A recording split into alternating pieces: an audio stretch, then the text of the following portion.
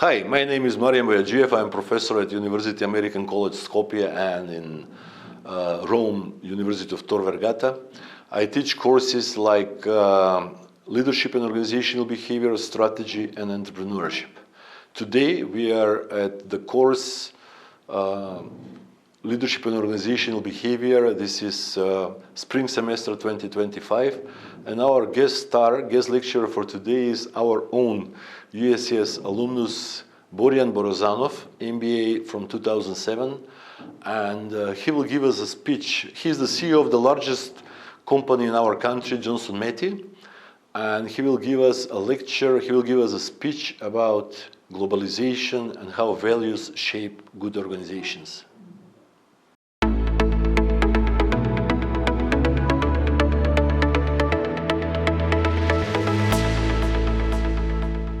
Six o'clock in the afternoon.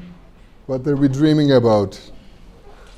Feel sleepy or open to learn something new? Okay. I hope we'll get a bit more enthusiastic as we go forward.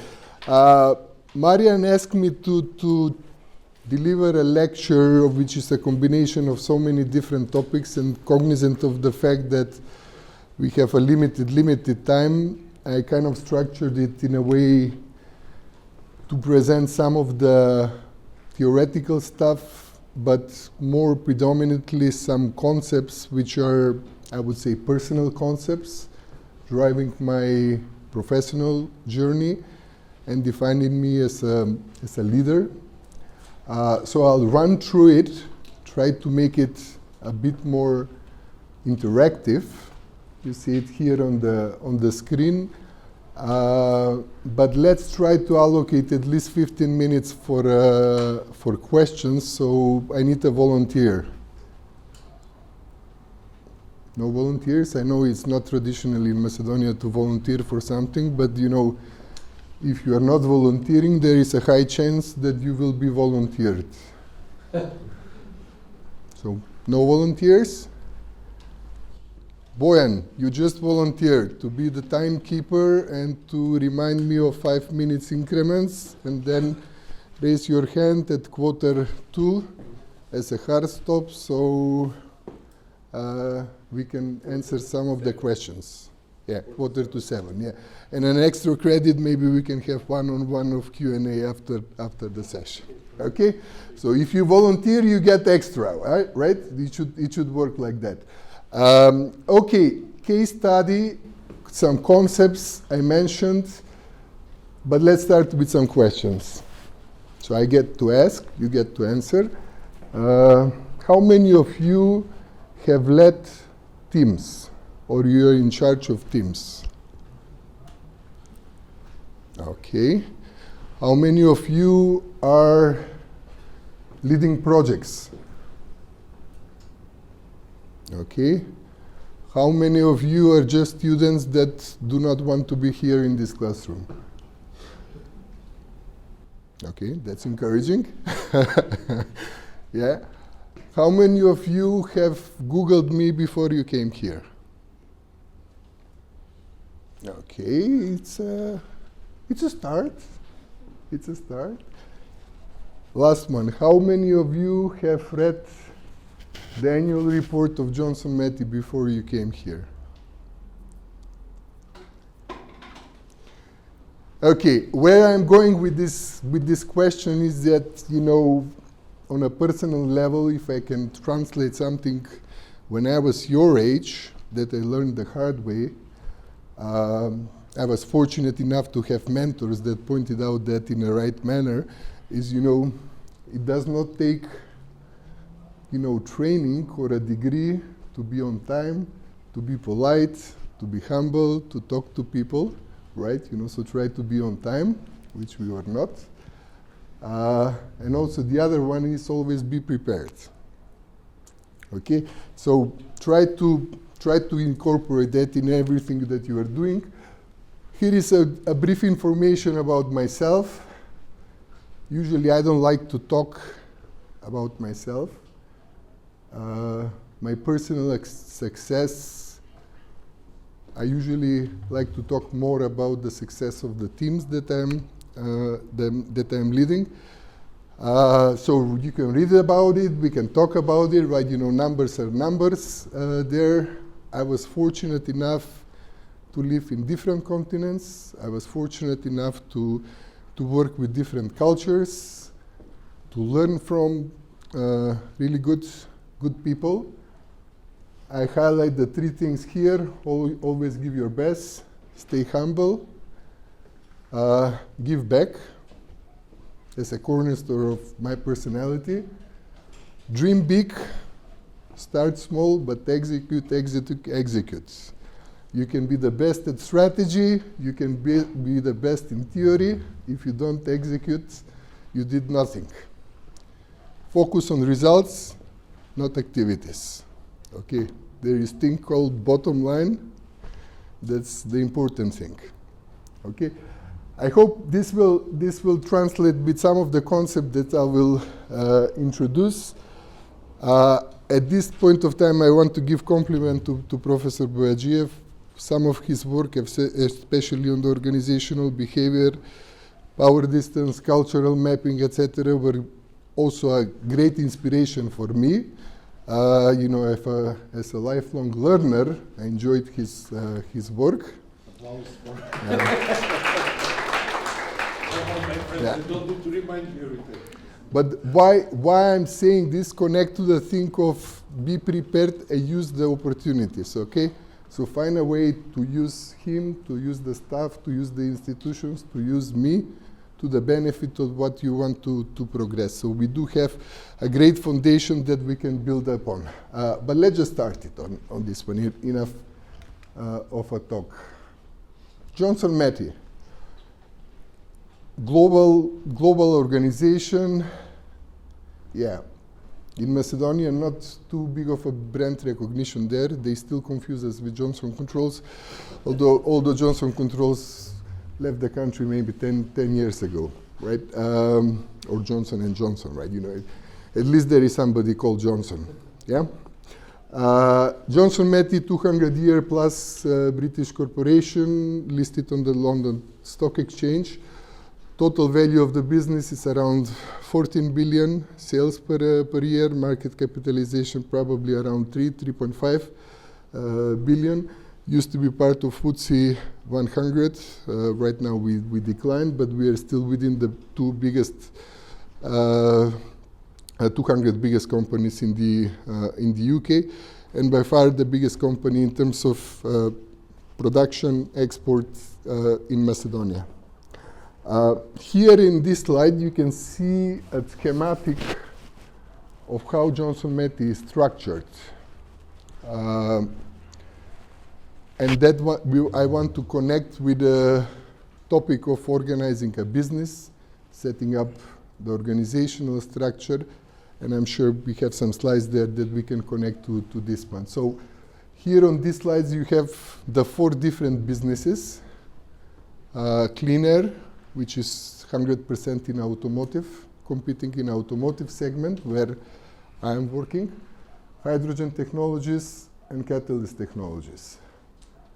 The core of the group or the underlying foundation is the so-called PGMS or PGMS services, precious metal services. We are the world's largest recycler of precious group metals. So if you purchase somewhere in the world secondary platinum or palladium or rhodium metal, there is a high chance that it will come from Johnson Matthey. You know, long time ago, the bullion or the measure of the silver weight was actually stamped with the Johnson Matthey logo. But that's on the history. Here I want to connect it with how you organize the business. You organize the business according to the market that you serve, or by the region that you serve, or by your ambition. So that's why I put here the 2 graphical representation of how we are organized. So for example, Clean Air business is in automotive with the aim to continue to be the lead in auto catalysis. We have more than 50% market share global in that in that segment. Okay, so that's the ambition, because if you just structure it, slice it and dice it without telling the ambition, you're missing half of the story there. We can come back at the end with some questions and clarification. It might be confusing at this point of time, but what I call this is the global ecosystem. So a term worthwhile remembering, because when we talk about traditional terms like organizational structure, business unit, etc., we are missing the connections between those. So how can you make something being separate, but also part of a system? We'll come back. Strategy. If you Googled it or looked at it on the website, you should be familiar. We have it all. You know, all the posters on the walls, all the nice, you know, sustainability, etc. People get excited when we say that our purpose is to catalyze the net zero transition, right? You know, it's kind of fancy, right? You know, it's up to date, right? You know, right now, almost everybody in the world wants to transition to net zero. Okay? What I have here on the slide, which is really important, is you can define the strategy and the best framework, but if you do not define clear strategic milestones, you did nothing. Okay? And I'm taking an extract here from our annual report, where one of the principal risks identified as a risk of having a substantial and material impact, the fancy term is of the company not being a going concern, or the risk of company going belly up, is identified. You know, a low performing culture undermines our strategy. So it must be important, since it's published in our annual reports. It must be important if it is within the 10 things that can really hurt our performance. A lot more details there inside. You can find it on the web page, download it, reach out to me if you need any further clarification. Strategy equally is important, culture equally is important, organizational structure and design equally is important. Let's switch gears a little bit. I need another volunteer. And remember, if you do not volunteer, there is a high chance that you will be volunteered.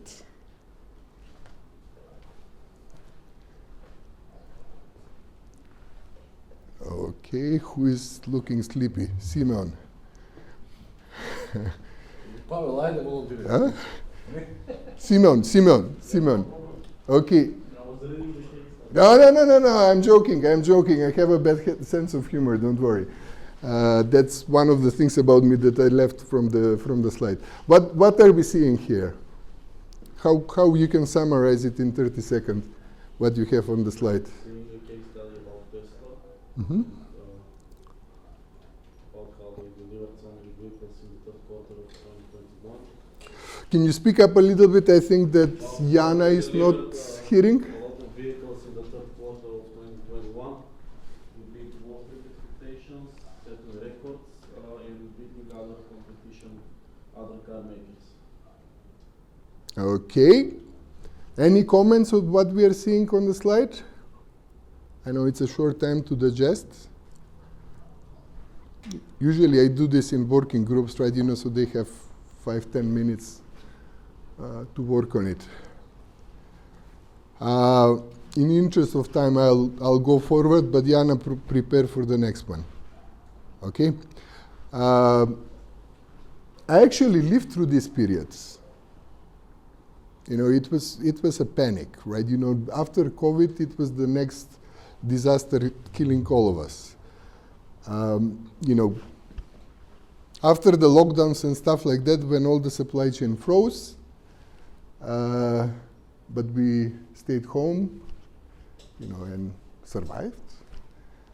We came to work, and then we discovered there are no chips.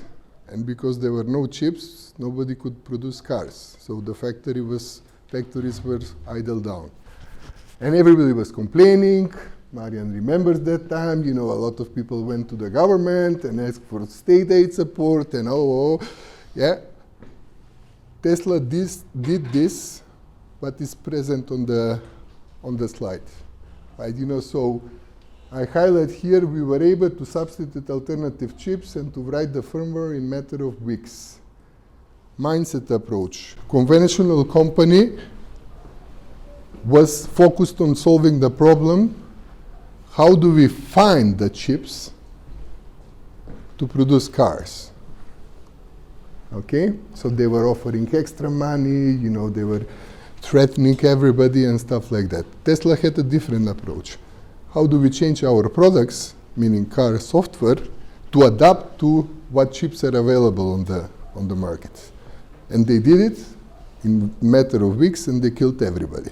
So the big lessons learned is not that Elon Musk is a genius. Maybe he is, probably he is, right? But what sort of organization can replicate that approach? Can you imagine? I mean, for all of you that you are working somewhere, do you think that your organization in a matter of weeks can really change that mindset and focus on solving the right problem? I know mine can. Johnson Matthey is not that type of company. So it's really important how you design the organization, how you instill the organizational culture, define the organizational values to be able to this type of performance. So they managed to have technological changes to adapt to different chips or to shortage of chips, to less chips? To what chips were available. You know, so whatever they could get their hand on. So for example, you have only available chips for PlayStation. Let's use them. Let's see how we can have the same car with the same performance, with the same safety, but with the chips that are available on the market. And they did it. So they killed everybody there on this one. Which brings me to this topic, and I will point out several books, right? You know, what's the purpose of the company, where it comes, you know, what's the intersection? I don't know if you covered this. It's not a philosophical issue. It's a very pragmatic management leadership issue, how you define your company, right? You know, I know the most popular term there is, you know, company exists to create shareholder value or profits, which is absolutely true, right? If there are no profits, there is no purpose for the company to exist, Milton Friedman, etc., etc. But there are some other things to get into consideration. So the balance between the strategy, the implementation in the culture is crucial there. That's why I have here in the so-called Lean trilogy, the intersection between the employee, the customer, and the shareholder, or another fancy consultant term is the balance between the partners, the people, meaning the talent in the company, profit, shareholders, and the underlying purpose of the company. So the four P's. But even more important, again, and this is from a book on leadership consulting, Sean Delaney. Right now they're owned by Korn Ferry. It's one of the greatest coaches, or let's say CEO advisors in terms of organizational structure, Sean Delaney. Regardless of what is the initiative that you want to do, right? You know, whether it's new strategy, right? You know, whether you want to go out and expand your market share through acquisitions, etc., etc. There are these so-called cultural barriers killing all the nice ideas that you developed on a Sunday night, having a late night meeting with your executive team. Okay, so think about it. Again, you can email me. I can send you the title of the book. If you remember anything from this one, there is always a balance, right? You know, this 3 legs stool that you see here If it switches to one side or another, then you're creating a risk for the company that is your job to mitigate. Okay? This is also from the book. It's part of the play to win transformation of Johnson Matthey. But if you look around, there are dozens of companies that state we want to instill high performance culture. We want to play to win. Right? You know, so the posters are there, the nice words are there, but what does it really mean?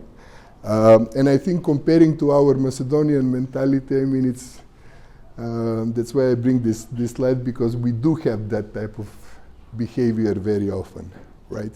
We always think that there is a world conspiracy against us.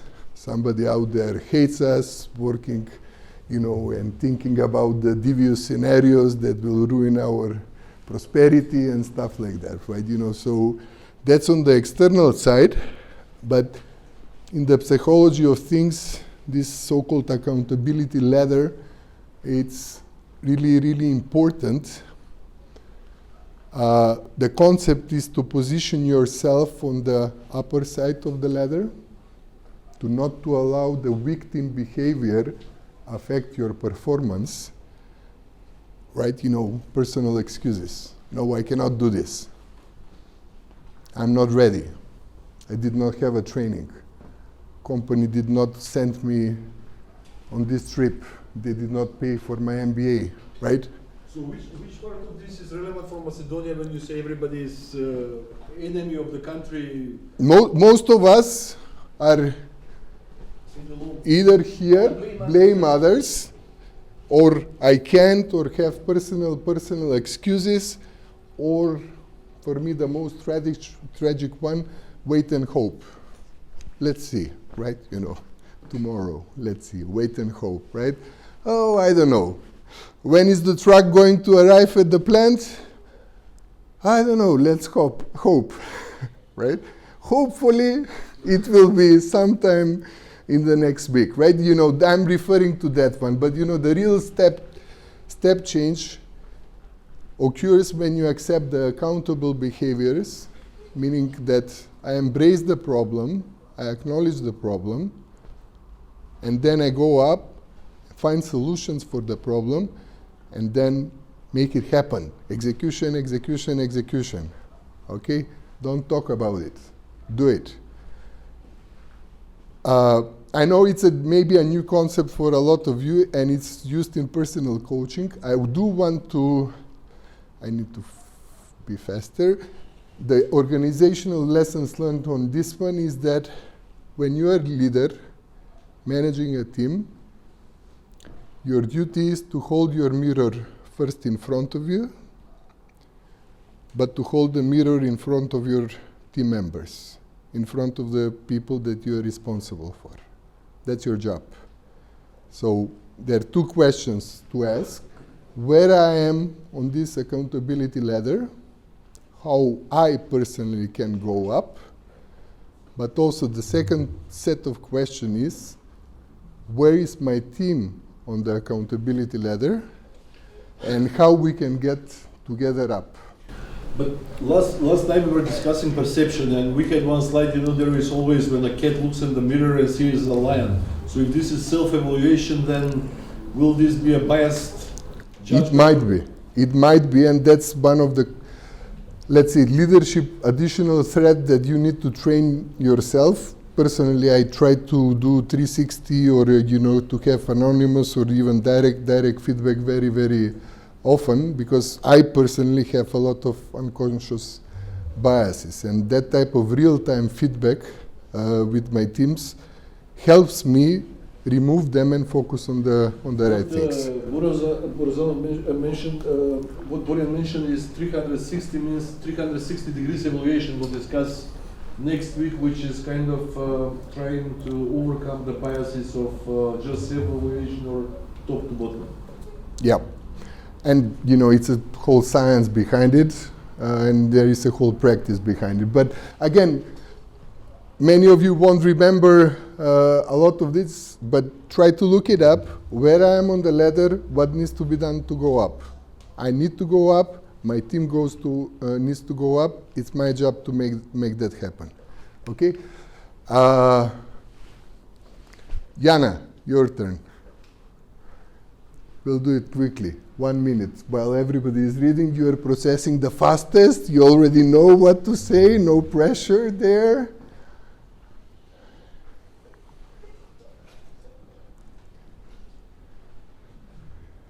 What are we seeing on the slide?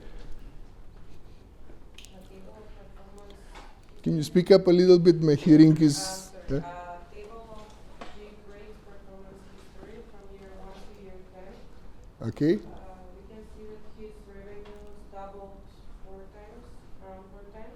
Excellent. What But else? the headcount didn't grow 4 times. It actually stayed quite the same.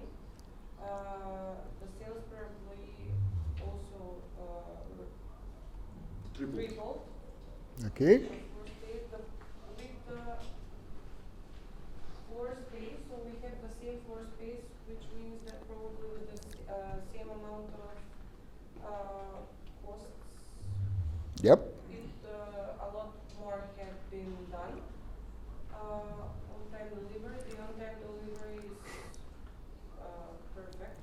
Almost perfect. Okay. The productivity raised from 3 to 35, which is 12 times.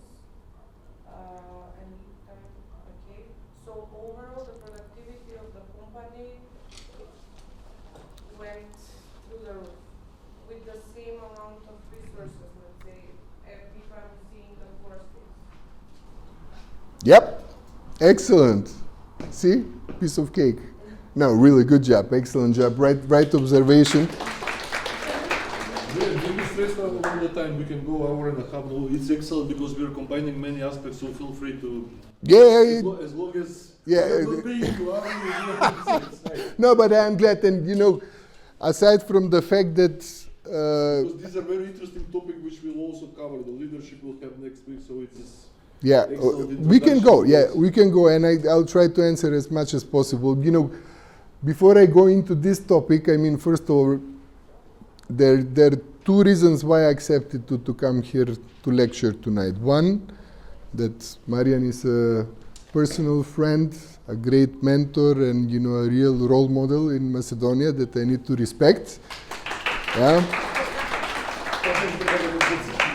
But a second point is, on my personal side, there is this thing called standard work or allocation of time. You know, it's not just a personal productivity exercise. I consider that 20% of my time must be dedicated to our breakthrough initiative, which includes talent development. Okay, so that's really important for me in my professional role, but also in my private role. Choose it and think about it, right? You know, as a leader, as a manager, you must have standard work. It's a myth that CEOs or directors are creative, they can do whatever they want, right? Enjoy coffee in the downtown of Skopje, etc. Right? You know, it's a role that requires a high level of discipline, planning, execution. Right? You know, you need to be very precise with your calendar and time allocation. So remember, 20%. If you become boss, and I hope that everybody in this room has an ambition to become one, at least 20% of your time designate towards breakthrough initiative, talent, including talent development. Okay, that's my recipe. But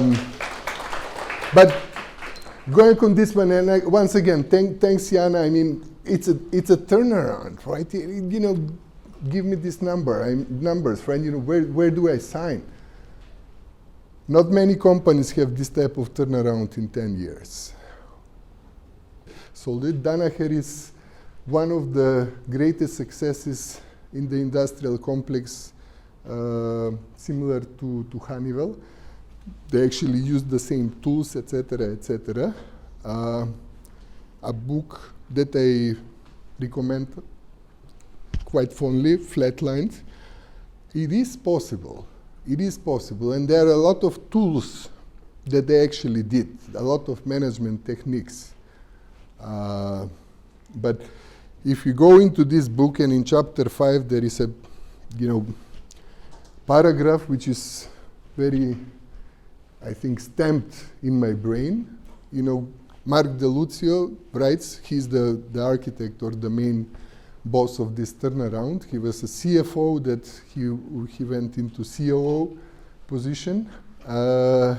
He said, we made it happen when we locked ourselves in a room and we looked each other in the face and said, we need to earn the right to grow. We as an organization, not as individuals, we need to earn the right to grow. And he writes, after we made that consensus in the room, everything else was history. Okay? So it was a pivotal starting point for that company to make a turnaround in an industry where everybody was writing them off. Interesting, more to come. We can spend hours on this one. Third concepts, and you can see I like a lot to read, and I recommend strongly. Life, it does not stop here, right? With the books that are recommended from the professors, it takes a lifetime to get the knowledge behind. No rules. Whole philosophy there. I highlight the transparency, all the concept of ultimate transparency. It's really important to put that within the organizational concepts. Why? Especially in the listed companies, there is this so-called risk of disclosures, market collusion, etc., where because of that, insider trading and stuff like that, a lot of access to information is restricted.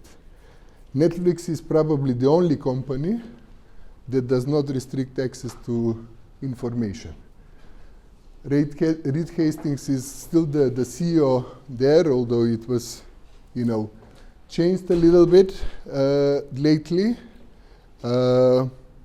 He has the same information, or he has the same access to information that the janitor has. Okay, so imagine what's the typical organizational design of the big corporation, right? The board, the CEO, right? The office of the CEO, all the businesses, and the janitor, which the typical thinking is he's at the lowest level, right? We say it ourselves, right? We are starting from the lowest level of the pyramid or the hierarchy.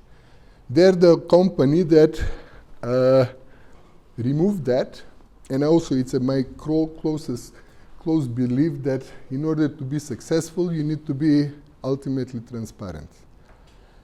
Put it in the context of organizational design.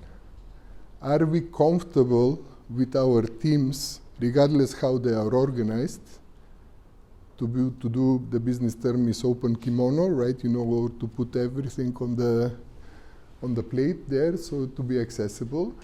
Are we comfortable sharing everything that we know with everybody on our team? What's the typical thinking there? If I share something with you and I teach you, you will take my place. You will replace me. Are we comfortable having that mindset in the organizational design, that we are replaceable, that we work for our organization, not for ourselves? Again, strongly recommend. It's a great book. They have an abstract on their website. Before I move on, I just want to read the Dream Team section. It's a bit. We believe that what makes a fantastic workplace isn't great office or free meals and massages and so on. it's the people, and so on and so on and so on. We are not a family. They define themselves. We are not a family.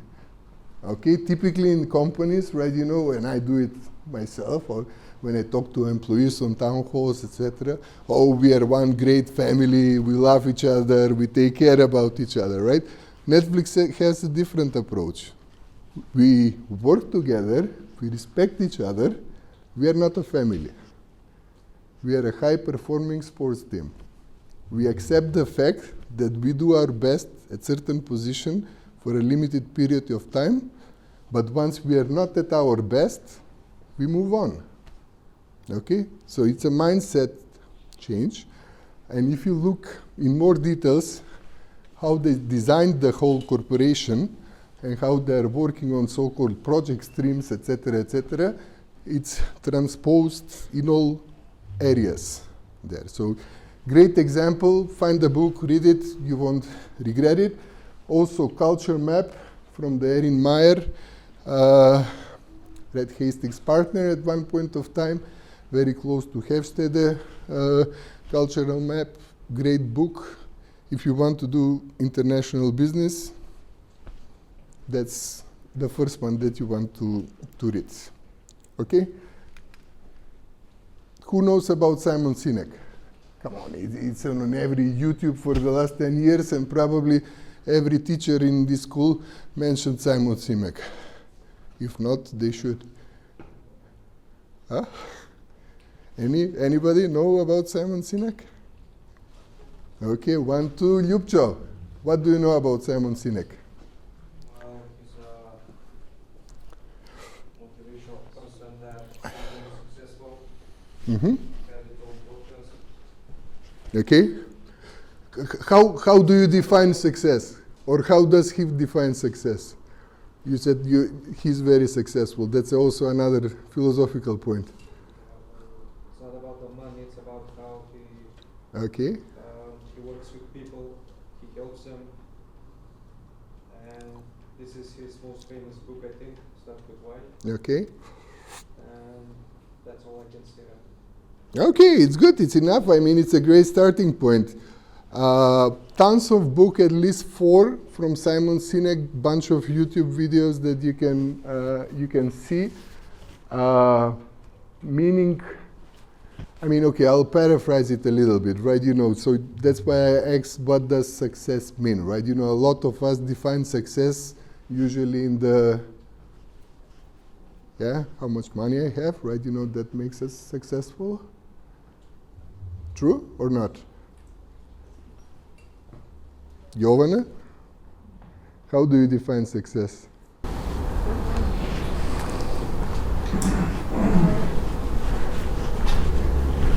don't know, I guess I would define success as how much I've actually succeeded in life, not just with money, but with people, with my process, and just okay with that. That's a funny thing, not funny, interesting thing. I'm switching from American to British English. If you ask an American person, right, you know, what does success mean? 99% would be to get above 1 million. Right? Here in Macedonia, we will try to define a lot of other things, but a lot still the perception, unspoken perception, is that we are after the money. But again, going back to organizational design, how to structure it, what to focus on it, there is this thing called purpose, I mentioned on the first slide, right? You know, so people, partners, purpose. It's a great starting point. It's a bit, in my view, it's a bit naive, it's a bit idealistic. It has a bit of a PR, Simon Sinek, but he's a professional consultant, so don't get fooled about that. He has a pretty successful consultant company in the background, working with companies, and has a pretty scientific method behind it. Think about the purpose. Things to remember. Does my team wake up every morning with a thought of, oh, I do want to create shareholder value today. That's the reason why I got up. Did you wake up today with a thought of how I can create? I did not. Okay, I'm the boss, right? You know, I should be waking up with that thought, but I did not wake up with that thought, right? So there has to be something else.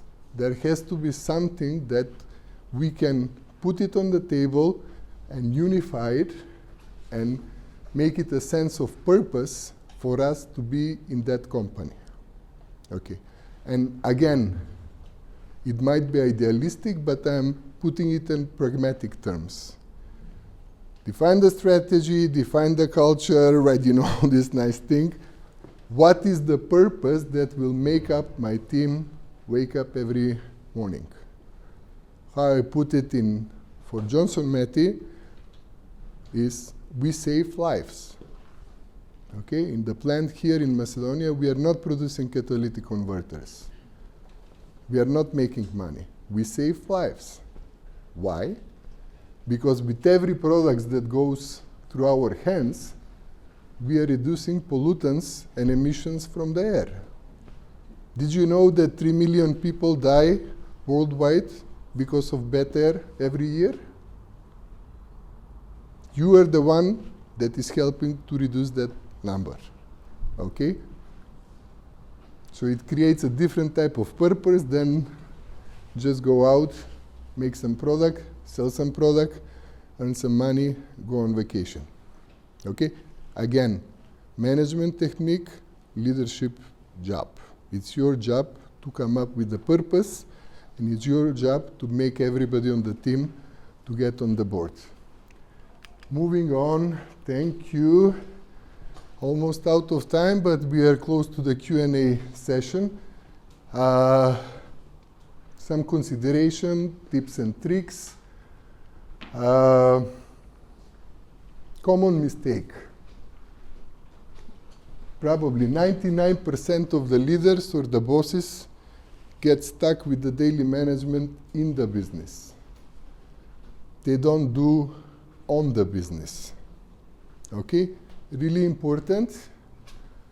Top management, middle management, supervisor, frontline associate, right? You know, from the frontline associate is not expected to be on the business, but from the top management, you can see here it's almost 40% of the time. Your time should be allocated to that. I'll skip the other stuff. It's also from Flatline, from Deluzio. You can go back or ask some questions. Here is the nice part that should lead us to Q&A. Behaviors experience from my side, right? You know, when we see on the organizational design, very often, there is a parallel to the military tradition or the organization. Okay, the field marshal, the top generals, right? The colonels, the lieutenants, then is the foot soldier, right? You know, when we say organization, we usually have that perception, right? And it's nothing wrong with that. It's nothing wrong with that, right? You know, early corporate successful companies replicated that structure because it worked. It simply worked, and it's still in certain areas, it is the structure to make it successful. However, in that segment, the biggest risk is that it's predominantly top-down, and it becomes very often siloed.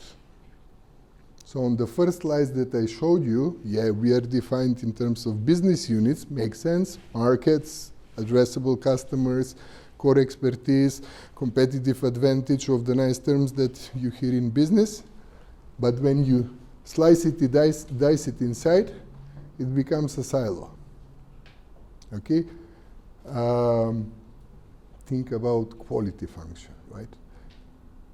People in quality or people in finance, right? You know, it's all kind of a vertical silo line. And usually people do not talk to each other. Okay? Really hard lessons learned on my side in my professional career.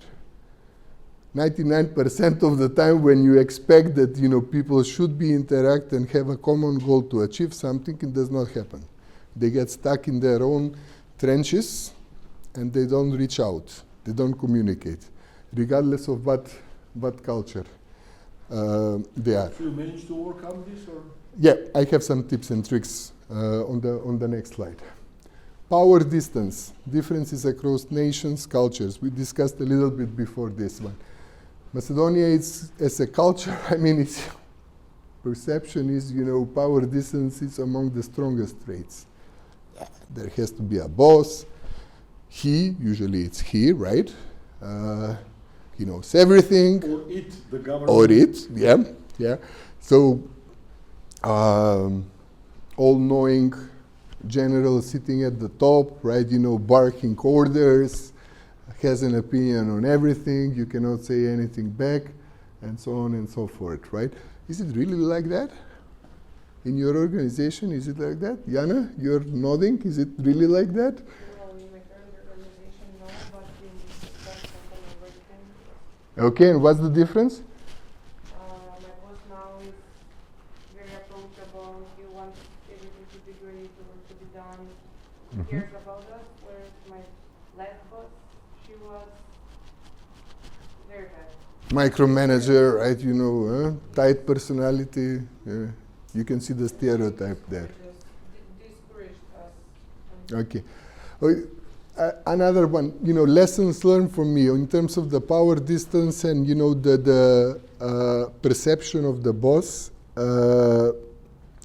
Usually we have the preconceived notion that, let's say, certain cultures which are more consensus-driven decision-making, that they use consensus-driven decision-making, they tend to be more open, flat hierarchy, etc. My experience not always is the case. So I'm kind of on the fence whether it's national threats or a organizational thing. What I want to say, if you put a German person into one organization or another organization, he or she might act professionally very, very differently. So again, it's up to you as a leader. It's a conscious thing. It's a job that you need to do to make sure that that behavior is adapted to the organizational needs. Okay? Company culture, you know, thing that you should remember, there is formal thing. Whoa, we are a family, right? We have values. We want to save the environment. Yeah?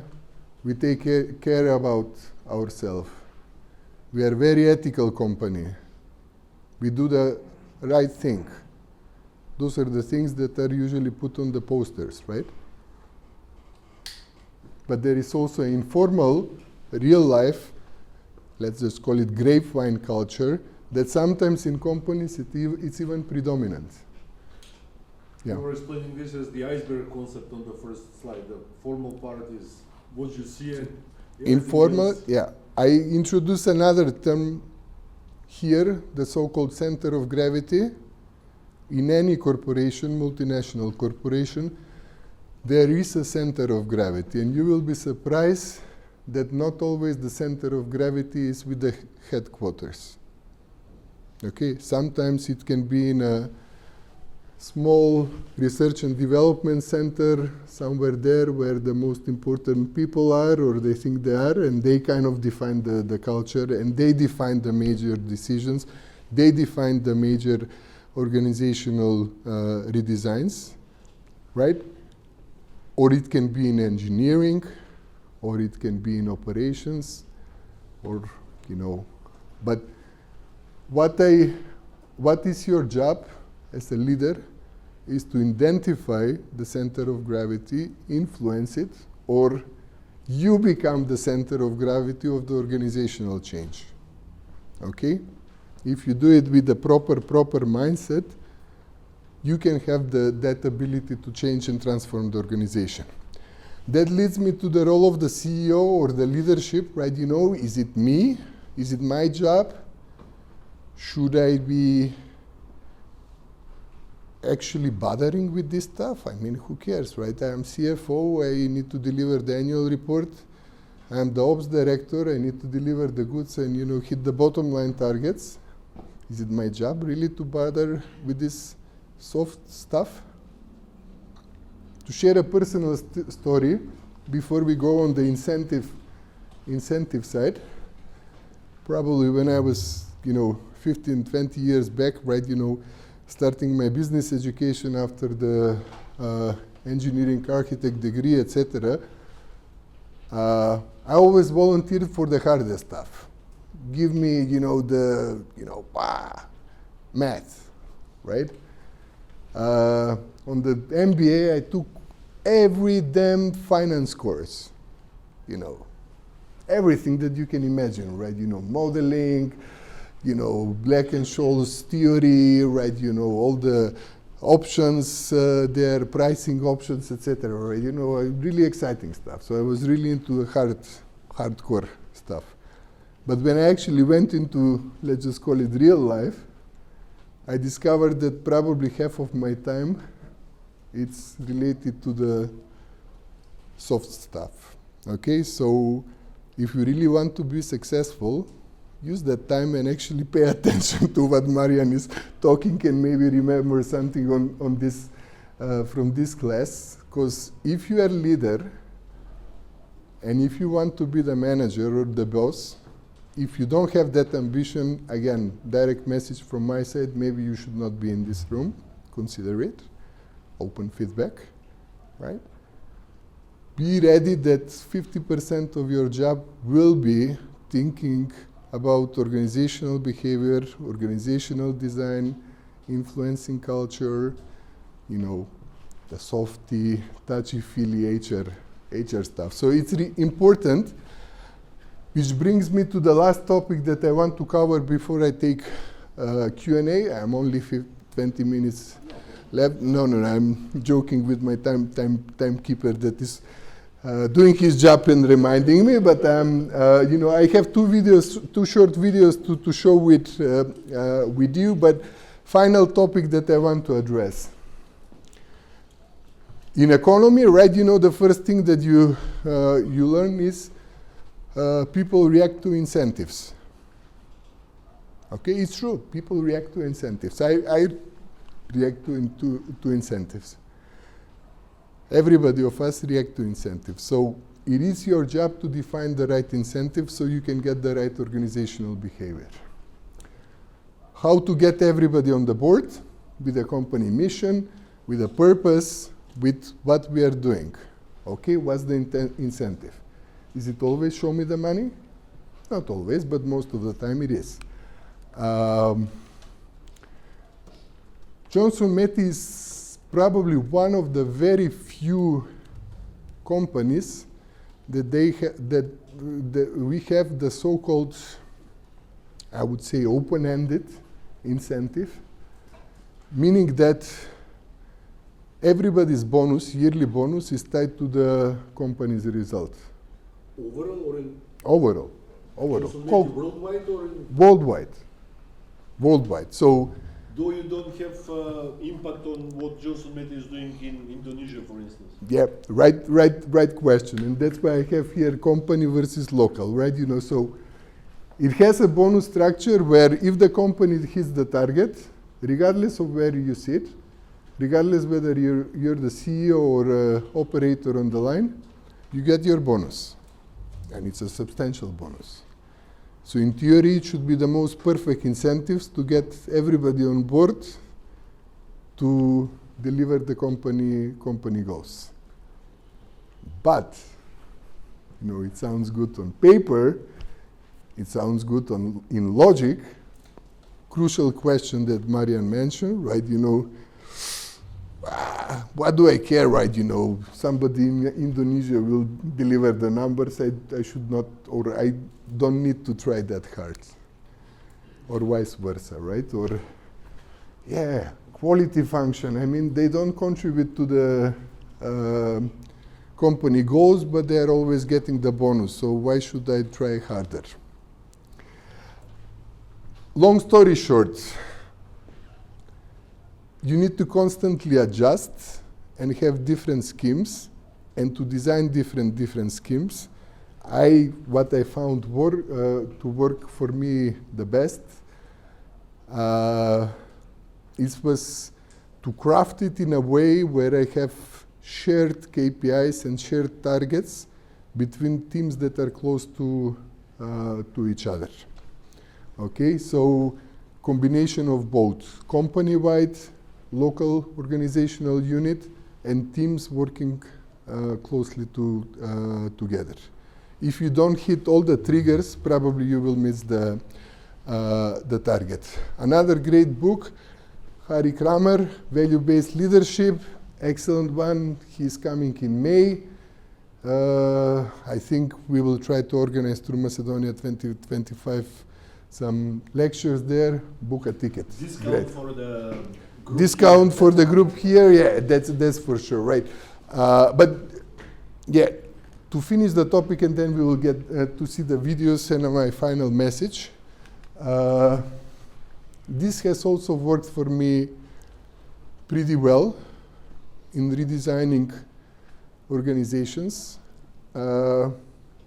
Standard view is the so-called ego pyramid, right? You know what you see there on the hierarchy of the ego, right?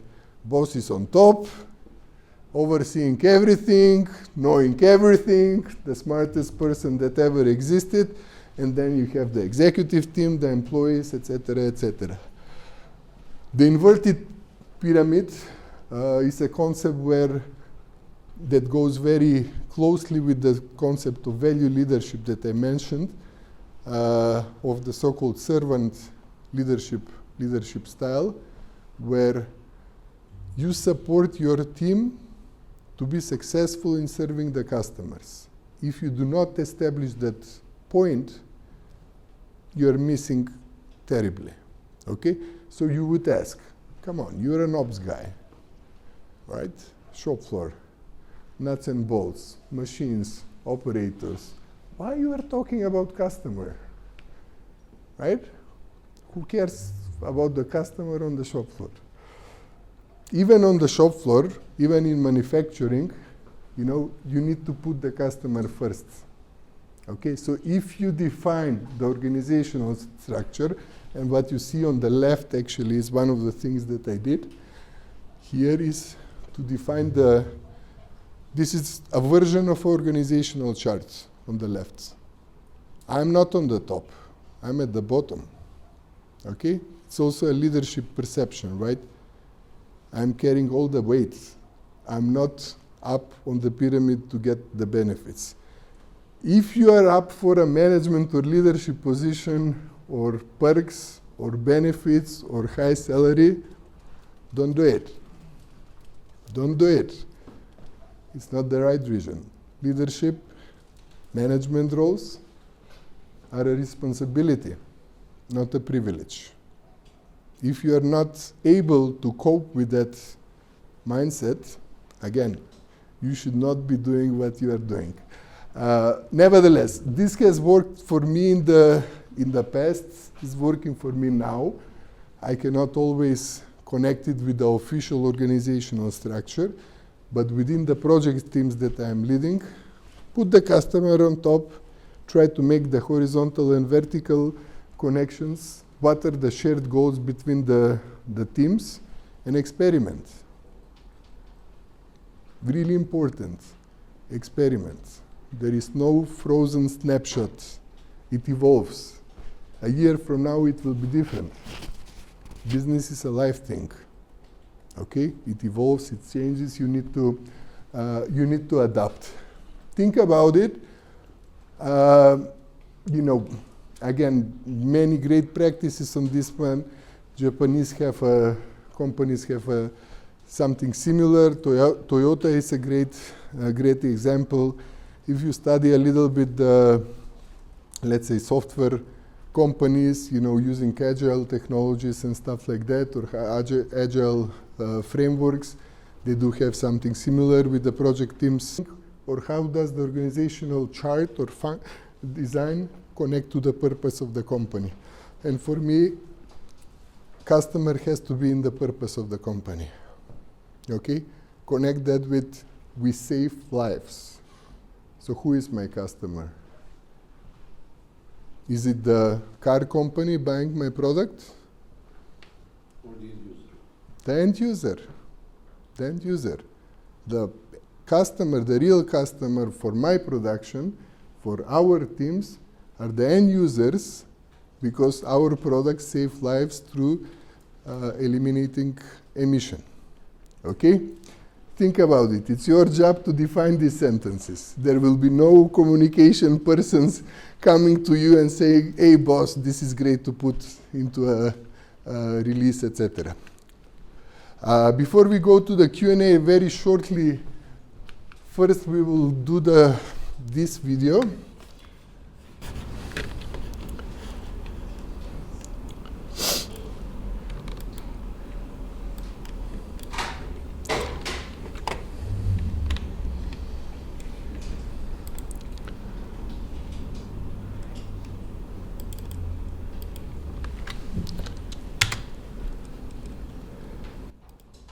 Imagine when we talk about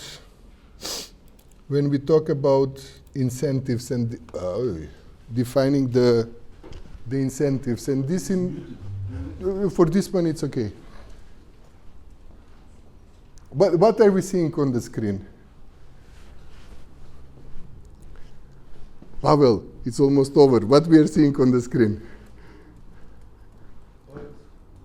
Birds. Correct. Starlings, birds. What's the first thought that you see when you see these birds? I mean, okay, if you are a skeptic, one you will say, I mean, how the hell they're not hitting each other? Synchronization. Huh? Synchronization. Yeah? Okay.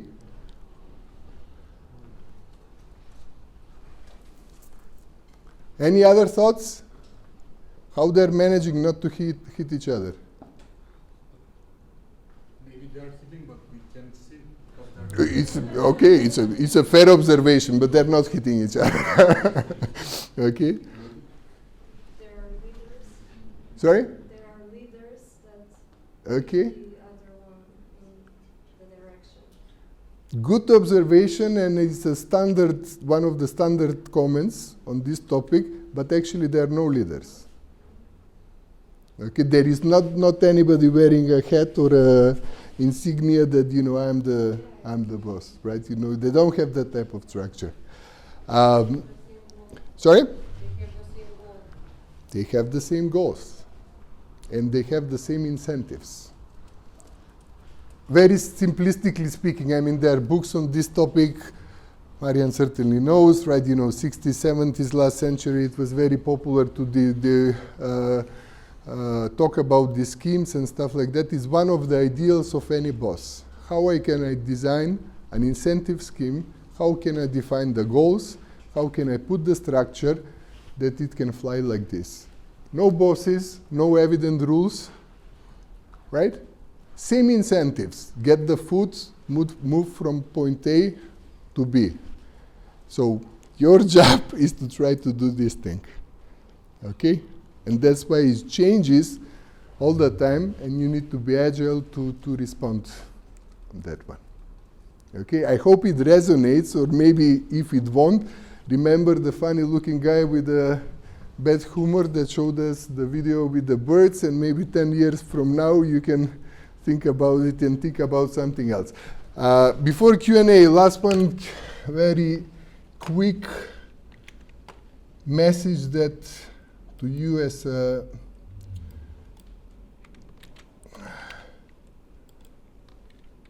active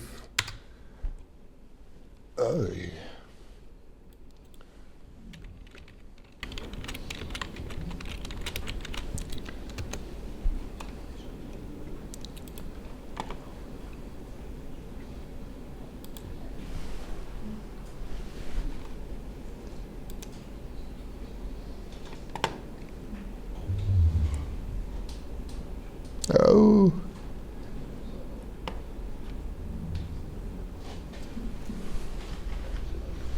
I hope we don't need subscription on this one.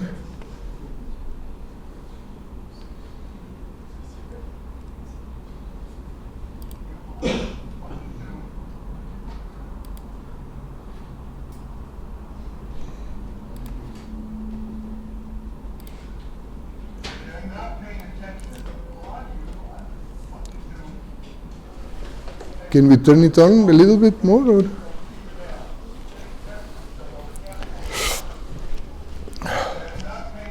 Sorry. Not reading your stuff, you know, and you don't think that slows down efficiency, creativity, creates rudeness, and so it does, okay? And when I found out that people are doing that, you don't do that at my goddamn meeting. You're going to meet with me, you got my attention, you got my focus, I don't bring my goddamn phone, I'm not saying that to people, okay? It simply doesn't work. And it doesn't work for creativity, it slows down decision making, and don't give a shit that work from home Friday works. I call a lot of people Friday, there's not a goddamn person to get a hold of. But here are the problems, okay? And they are substantial, okay? Which is the young generation is being damaged by this.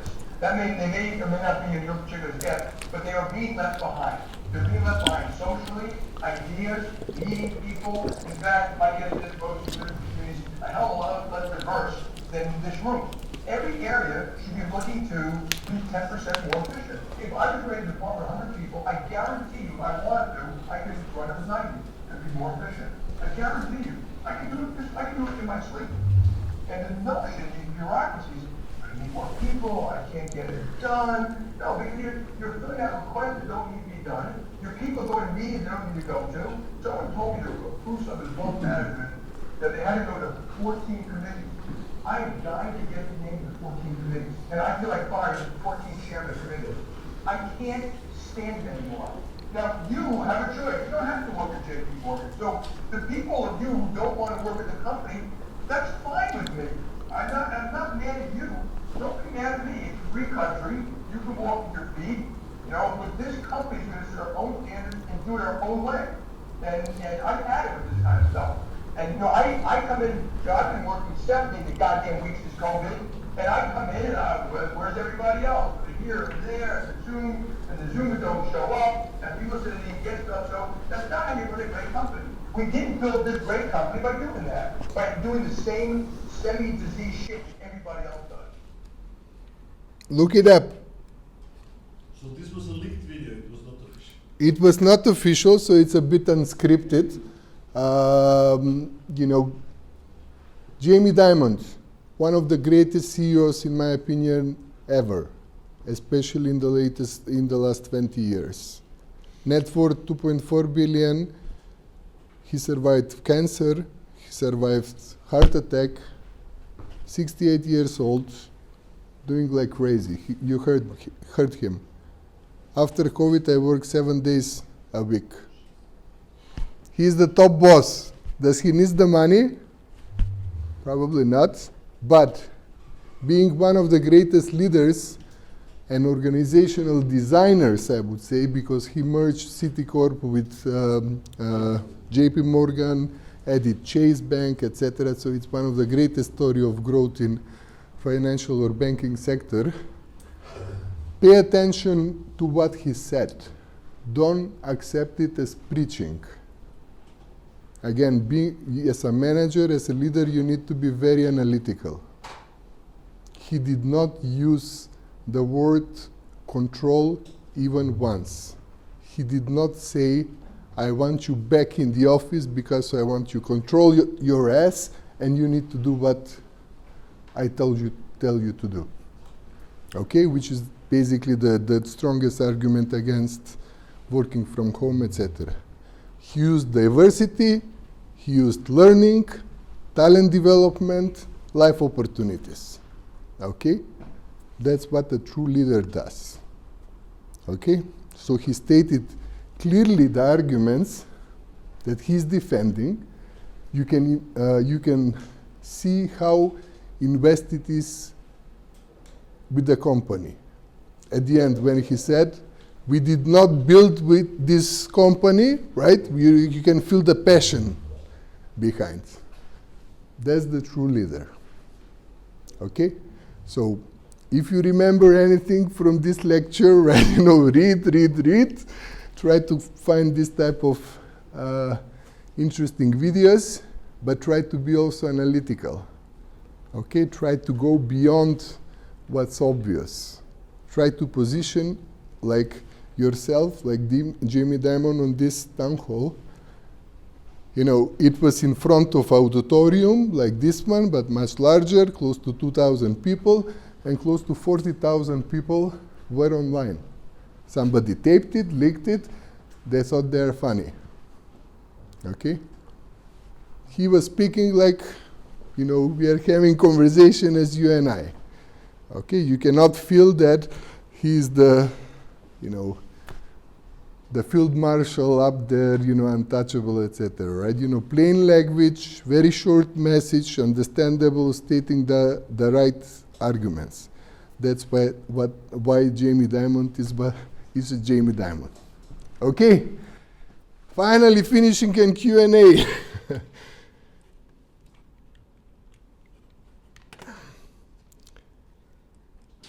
Yeah, I mean, some bullet points there if you want to explore further, where I can give you my opinion. These are some things we discussed on class 1, if you remember, what are the focal points of doing business in the 21st century, and I asked, of course, Borijan as a CEO of doing business in the 21st century to give us some ideas about globalization, workforce turnover and absenteeism, empowerment, the culture, national culture we've already covered, and diversity. But you know, these are, you know, bullet points. What I would like you to ask you is, within these points and within the organizations that you are, if you have some observations that you want to share or you want to ask me how I deal with this issue, I am happy to answer. Anyhow, it's an open floor, right? You know, any thought that comes on your mind, you know, at least tell me that it was useful, and you know that. Use this opportunity, guys. We don't have CEOs of this format every year, to be honest. I wouldn't say every day, so feel free to ask something. Of course, interesting topics.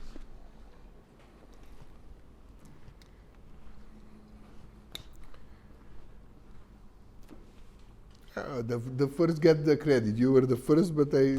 Just for the questions, can you stand up maybe and just for the question, you have to be closer to the speaker and closer to the microphone. Or we can share the mic. I have a question relating the last audio that we just listened about Jamie. Or how do you think that Gen Z's behavior usually, I mean the future also, because Gen Z, to be honest, are the future. How do you think that this will impact leadership and also the organizational structure and culture in general? Because, I mean, to be honest, we all know that Gen Z, we will rather go to a company that has, I don't know, Pizza Friday or work until 1 p.m. on Friday, rather than a company that has 9 to 5 every day, but more opportunity to grow and to learn and to be here. I mean, we will all go for you have the option to go to work from home 2 days rather than stay in them. Great. Yeah, great question. And you know, I'm far from expert on this topic, but I can give you my personal view on this one. And of course, I mean, having sons that are Gen Z, so yeah, maybe I'm a bit qualified on the topic. No, I'm joking, but. I think there are a lot of stereotypes. I mean, they used to, back in the day, put me in Gen X and how Gen X should behave or it's expected to behave. My personality is completely different. Okay, so I think, number one, there are a lot of stereotypes that we should not really focus on. Back to Jamie Dimon's speech. He did not use control, right? You know, he used perks. He said, we are providing also nice perks, right? You know, Netflix, right? You know, they have a lot of nice perks. Jamie Dimon mentioned diversity. You know, if you stay at home, you're alone. You're not interacting. You're not in a diverse environment. You know, if you come to office, you will get the more opportunity to grow, interact, because we learn from each other. Okay, so another stereotype there. Bottom line, I think it's a sector dependent, you know, and probably will evolve in a different shape and form. I don't think the hybrid, let me give you this way. Oracle, for example, is one of the companies that had full hybrid or flexible policy even before COVID. If you work for Oracle back in 2017, 2018, you could do whatever you want. Okay, come to the office or stay. So it works for them. Okay, and Oracle is one of the most successful in that segment. For certain companies, it won't work. My view, right, when there is a teamwork involved, when there is a high intensity, yeah, you can call it office, but let's just call it a physical space where the team interacts, learns from each other, and deliver performance. Okay, but remember also the point number one. Forget about stereotypes. Okay, thank you. Great question. Next. Stand up, please, so that we can share my Hello, I'm Maria. I have two questions. First, I wanted to ask, you mentioned that you devote 20% of your time to talent development. How do you choose the talents? How do you know which people need more mentoring or more attention, and etc.? And my second question is maybe more related to globalization, is what are your opinions on the imposed potential tariffs from the US on Johnson Matthey or in Macedonian companies in general? Okay. Good.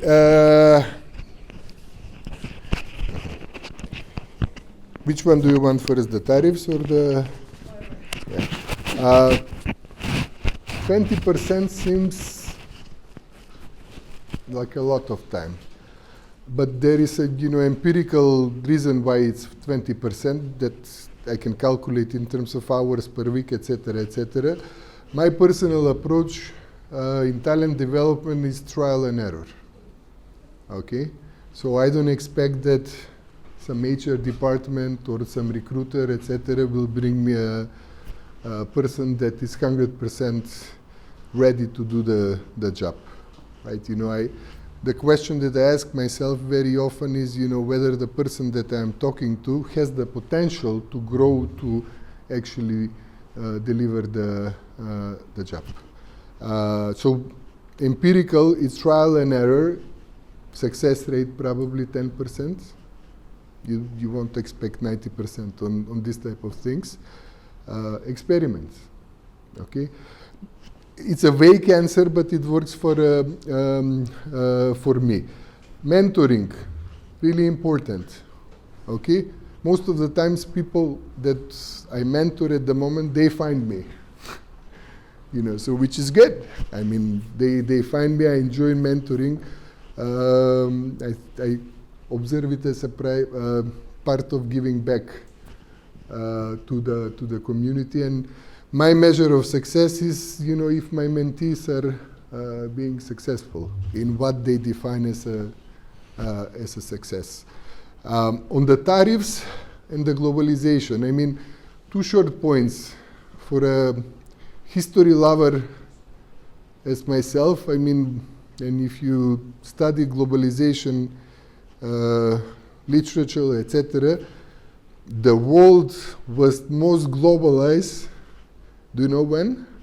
When it's an economist thing, right? When was the level of tariffs as a percentage of duty on the value of the goods, when was the lowest?